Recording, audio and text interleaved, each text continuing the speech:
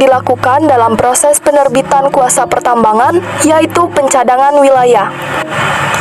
Pada tahap ini dilakukan pengecekan tumpang tindih, perhitungan luas atau batas, dan pembuatan peta perizinan. Adapun dokumen yang perlu dilampirkan dalam persyaratan permohonan kuasa pertambangan, yang pertama, surat izin permohonan kuasa pertambangan, yang kedua, peta wilayah pertambangan, yang ketiga, akte pendirian perusahaan, yang keempat, tanda bukti setor uang jaminan keseluruhan, dan yang kelima, laporan keuangan. Kemudian, surat permohonan yang telah dibuat oleh pemohon akan diserahkan kepada bupati atau wali kota.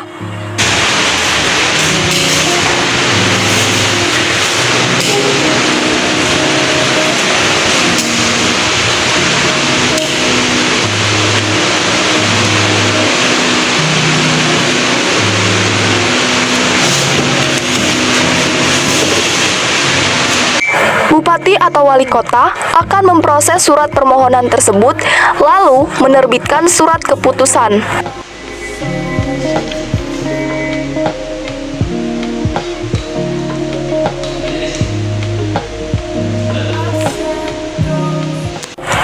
Dan surat keputusan tersebut akan diserahkan kembali kepada pemohon atau Direktur Jenderal Pertambangan Umum.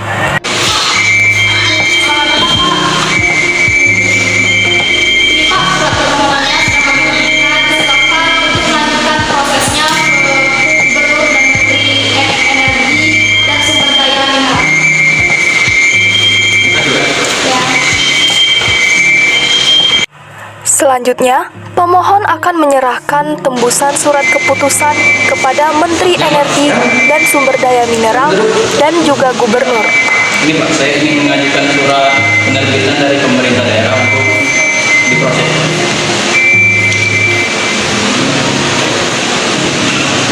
Silakan Gubernur. Tahap ketiga yaitu pemrosesan kuasa pertambangan untuk diterbitkan. Terdapat beberapa tahapan yang harus dilalui sebelum izin kuasa pertambangan diterbitkan oleh pemerintah. Yang pertama yaitu penetapan wilayah pertambangan, dan yang kedua, penetapan wilayah usaha pertambangan. Yang ketiga, lelang wilayah izin usaha pertambangan, dan yang terakhir, penerbitan izin tambang. Pada penetapan wilayah pertambangan, pemerintah provinsi terlebih dahulu menentukan wilayah pertambangan. Rencana wilayah pertambangan kemudian akan dikonsultasikan kepada DPR dan ditetapkan oleh Menteri Energi dan Sumber Daya Mineral. Wilayah pertambangan yang ditetapkan terdiri atas wilayah usaha pertambangan, wilayah pertambangan rakyat, wilayah usaha pertambangan khusus, dan wilayah pencadangan negara. Untuk penetapan wilayah usaha pertambangan, proses ini dilakukan oleh Menteri dan Gubernur sesuai dengan kewenangannya.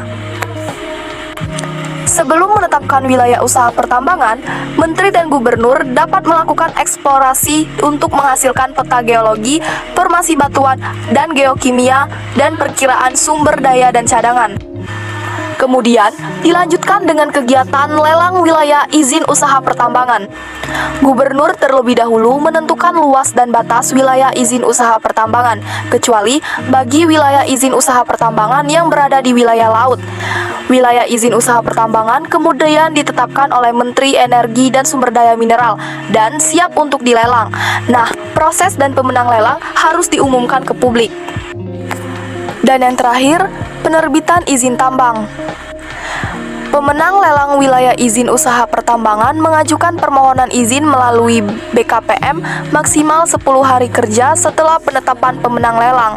Kemudian, Kementerian ESDM melakukan verifikasi syarat permohonan izin. Jika dianggap memenuhi syarat, maka BKPM akan menerbitkan izin. Setelah surat izin kuasa pertambangan diterbitkan, pemohon atau Direktur Jenderal Pertambangan akan menerima surat tersebut melalui Gubernur dan resmi memiliki izin usaha pertambangan.